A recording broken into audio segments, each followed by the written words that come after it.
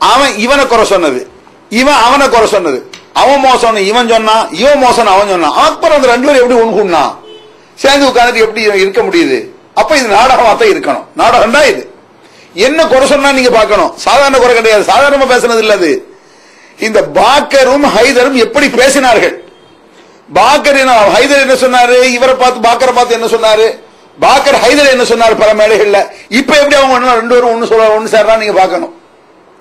இந்த பாக்கர் சொன்னாரு ஹைதர, ஒன்னா நம்பர் ஊழல் பேர்வழி, விசா திருடன், பண மோசடிக்காரரு, கரடி, எருவு மாடு, சுனாமியை திருடக்கூடிய சுனாமி திருடர்கள், இவர்கள் பயங்கரமான திருடன் திருடன் திருடன் என்று பல இடம் எருவு மாடு கரடின்னு சொல்லக்கூடிய அளவு சொல்லுங்க பாருங்களேன். இந்த பாக்கர் யார ஹைதரை பார்த்து பல மேடைகளை பேசியிருக்காரு. அப்படி ஹைதர் ஒரு பக்கம் இவர் அப்படி திட்ட, ஹைதர் பாக்கர் என்ன சொல்றாரு தெரியுமா, மன்மத ராசா, மன்மத குஞ்சு, மன்மதம் இப்படின்னு சொல்லி இவரை என்னவெல்லாமோ திட்டுவாரு ஹைதர். இப்படி ஒருவருக்கொருவர் பயங்கரமாக கடந்த காலங்களில் திட்டிக் கொண்டு அவங்க ரெண்டு பேரும் ஒரே இடத்துல உட்கார்ந்து மீட்டிங் போடுறாங்கன்னா இது நாடகம் இல்லாம என்னன்னு கேட்கிறேன்.